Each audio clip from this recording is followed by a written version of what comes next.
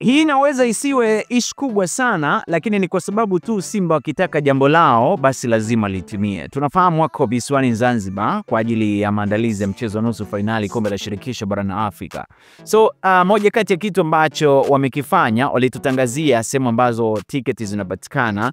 Yes, lakini pia walitutangazia viingilio na vitu kama hivyo. Wakatutangazia pia kuhusiana na tiketi zile za fly, zinaitwa Fly to Zanzibar, tiketi ambazo ni kwa ajili ya kwenda kuitazama Simba pale katika dimba la New Amani Complex, New Amani Complex pale visiwani Zanzibar dhidi ya Stellenbosch nchini Afrika ya Kusini. Lakini bwana, habari njema ni kwamba tayari tiketi hizo wenyewe wametambia ziko sold out, kwa maana zimeisha. Wenyewe wanasema asante na nashukuru pia. Na siku ya kuondoka ametuambia ni tarehe 20 April, majira ni kuanzia saa 6 mchana, lakini siku ya kurudi ni tarehe 20 hiyo April. Unajua Zenji na hapa sio mbali, Zanzibar. Oh yeah, majira ya saa 1:30 usiku, maana muda huo mchezo utakuwa umetamatika. Kwa hiyo mchongo ulivyo ndio hivyo. Lakini pia nilipata nafasi ya kupata video ya Shomari Kapombe, mmoja kati ya wachezaji wenye hekima lakini pia nidhamu kwenye kikosi cha Simba, akizungumza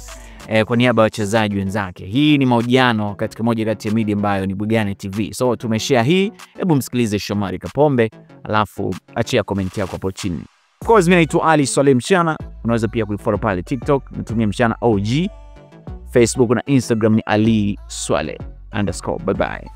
Mimi maandalizi kwangu yanaenda vizuri na nashukuru Mungu mpaka siku hii ya leo niko vizuri, na imani kwamba siku zinavyozidi kwenda naendelea kupata mafunzo mazuri kutoka kwa mwalimu kuelekea katika mchezo wa Jumapili, na kwa ujumla wachezaji, kila mchezaji yuko vizuri na tunaendelea maandalizi vizuri, na imani mpaka itakapofika siku ya Jumapili tutakuwa katika 100% ya kuweza kucheza mchezo huu.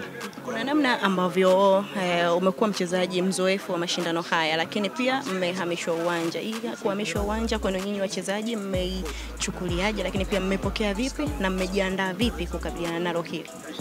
Naweza kusema kwamba tuko katika hatua ya nusu finali.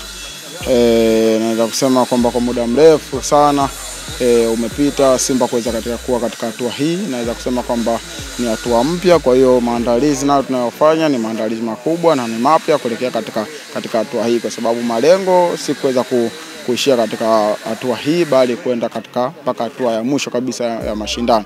Kwa hiyo na imani kwamba maandalizi naenda kuyafanya naweza kwenda kufanya vizuri. Na kuhusiana na uwanja, mimi naweza kusema kwamba na upongeza uongozi kwa kutupa kipaumbele kuja kufanya maandalizi mapema katika visiwa hivi vya Zanzibar. Naweza kusema hakutakuwa na ugeni wowote, zaidi ni kujituma na kuhakikisha tunapata ushindi katika hii raundi ya kwanza. Unatazama vipi mpinzani Stellenbosch ambaye mnakwenda kukutana naye kwa mara ya kwanza katika michuano hii? Naweza kusema kwamba ni timu nzuri, na ni timu naweza kusema kwamba mpaka imefika hapa katika